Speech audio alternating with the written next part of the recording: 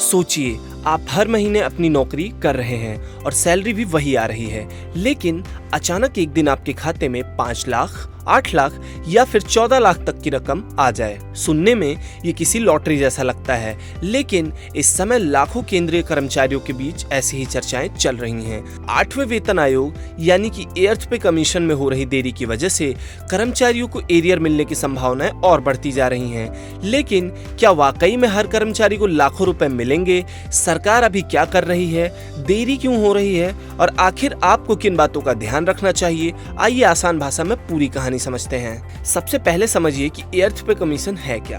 भारत सरकार लगभग हर 10 साल में एक पे कमीशन बनाती है। इसका काम होता है सरकारी कर्मचारियों की सैलरी की समीक्षा करना, पेंशन में बदलाव के सुझाव लाना, अलाउंस में संशोधन करना, महंगाई के हिसाब से वेतन की संरचना तय करना।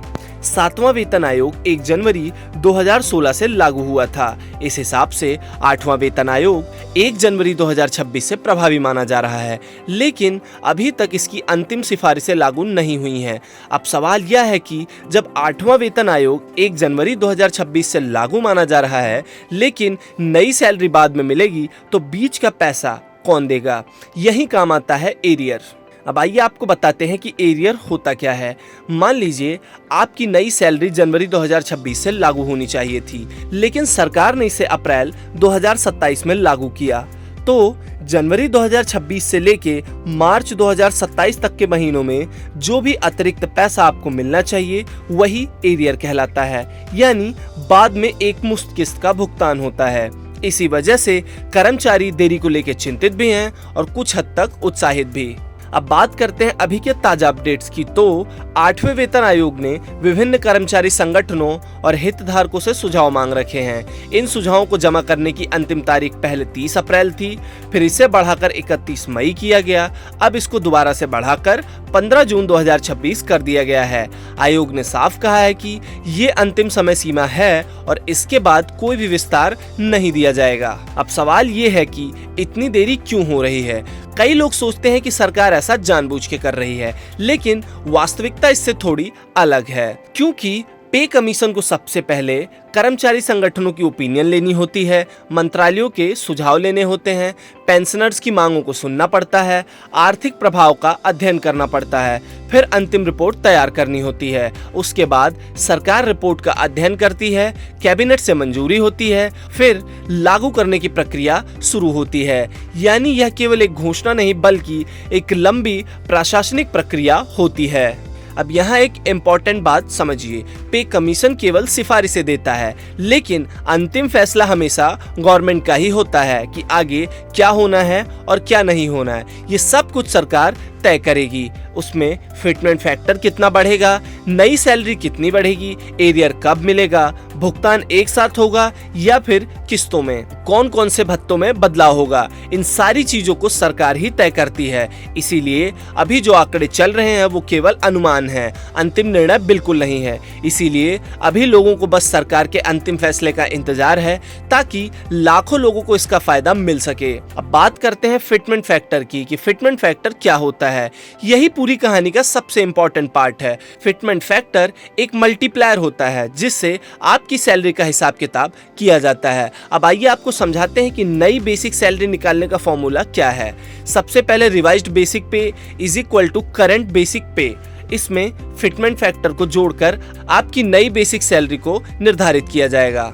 7वें वेतन आयोग में फिटमेंट फैक्टर 2.57% था। अब कर्मचारी संगठन इसे 3% से 3.68% करने की मांग कर रहे हैं। हालांकि कई एक्सपर्ट्स का मानना है कि अंतिम आंकड़े इससे भी कम हो सकते हैं। अब सवाल है कि 14 लाख एरियर वाली चर्चा कहां से आई? यही वो खबर है जो पिछले कुछ दिनों से काफी सुर्खियों में है।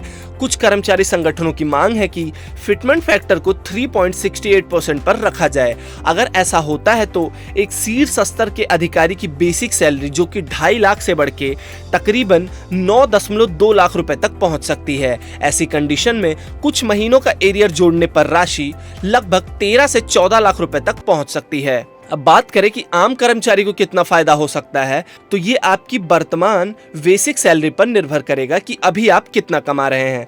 उदाहरण के तौर पर लेवल 1 कर्मचारी की वर्तमान बेसिक सैलरी अगर 18,000 रुपए है तो 3.68% फिटमेंट फैक्टर लागू हो जाने के बाद नई बेसिक सैलरी 66,240 रुपए हो जाएगी। बात करें गैप की तो वो होगा 48,240 रुपए हर महीने, यानी कि कई महीनों की देरी होने पर लाखों रुपयों का एरियर बन सकता है।